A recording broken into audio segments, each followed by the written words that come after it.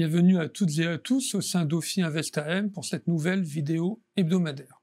Alors la semaine dernière a été marquée par la réunion des banquiers centraux à Sintra, cette fameuse réunion où tous les banquiers centraux se réunissent et annoncent leur politique monétaire à venir.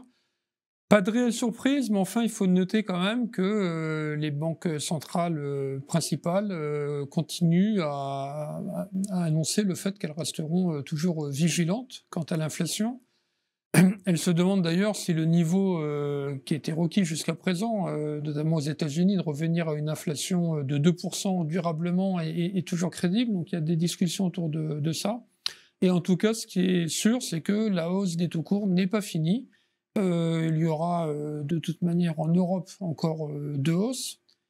A priori, on devrait s'arrêter là, mais enfin, c'est pas complètement certain. Et aux États-Unis, entre une et deux hausses supplémentaires.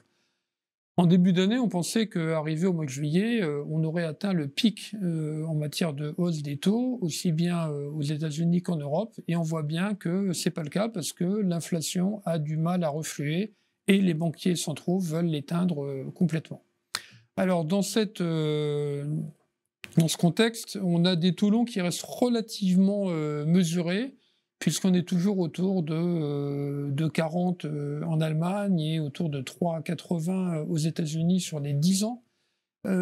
Pourquoi? On pourrait se dire il devrait se tendre. En fait, ce qui se passe, c'est que en tendant le court terme, les marchés imaginent que finalement les banques centrales vont précipiter le ralentissement économique et qu'à une certaine échéance, le ralentissement économique arrivant, les banquiers centraux baisseront les taux.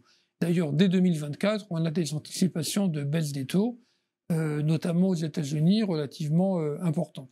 Alors quand on raisonne à 10 ans, évidemment, on ne peut pas simplement se référer au court terme, puisque, on peut avoir des taux à 3, 4, 5% à très court terme, mais si d'ici 3-4 ans, ils redescendent à 2, et qu'ils restent à ce niveau-là, le 10 ans, c'est une moyenne, le long, c'est une moyenne du court. C'est pour ça qu'on a une inversion de la courbe des taux, qu'on a les durées courtes qui sont toujours élevées, parce qu'effectivement, encore une fois, c'est une moyenne, donc d'ici 3-4 ans, on aura certes une redescente des taux, mais on tient compte aussi des taux actuels qui sont élevés.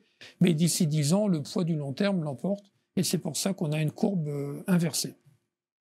On a des marchés actions qui se tiennent toujours plutôt pas mal. On n'est pas loin des sommets historiques, avec une hausse de près de 15%, notamment en Europe.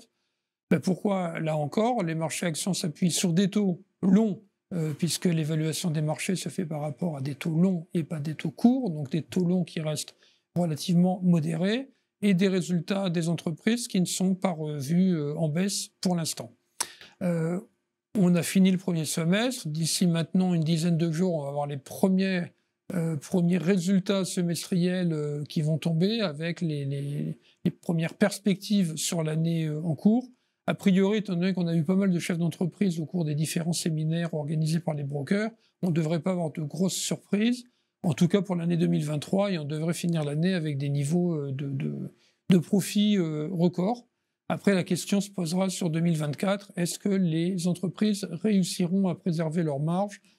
Elles l'ont fait jusqu'à présent, mais il va falloir passer la hausse de leurs coûts et des salaires. Alors dans ce contexte, nous avons tenu notre comité trimestriel d'allocation. On n'a pas bougé grand-chose, pour être honnête. On aime toujours le crédit, que ce soit l'investment grade ou le high yield, parce qu'on considère qu'il y a du portage et que les coupons délivrés permettent éventuellement une tension éventuelle sur les taux, parce qu'on a ce portage qui est notamment sur le high yield de 8%. Ça permet même dans un portefeuille diversifié, de se permettre même un défaut, tout en continuant à gagner sur la classe d'actifs. Sur les actions, on est toujours à des niveaux de PE qui peuvent tout à fait se justifier au regard des taux et des bénéfices, mais en étant à 13 fois en Europe, à 20 fois aux États-Unis, il ne faut pas qu'il y ait un dérapage, soit d'un côté avec des taux qui se tendraient, même si ce n'est pas le scénario central, ou des profits qui seraient affectés. Et ces deux scénarios alternatifs sont relativement bien probabilisés. C'est pour ça que ça nous empêche d'être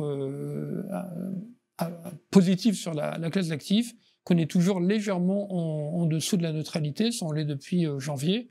Alors les marchés ont très bien résisté jusque-là, hein, donc on n'a pas eu raison jusqu'à présent, mais on pourrait avoir de la volatilité qui nous permettrait de rentrer à des niveaux inférieurs sur les marchés actions, sans remettre en cause les perspectives à moyen terme qui sont toujours bonnes pour les marchés. Voilà, la semaine prochaine, on aura des premières publications, notamment aux États-Unis, qui vont tomber. On aura tout le loisir de les commenter. En attendant, je vous souhaite à toutes et à tous une excellente journée.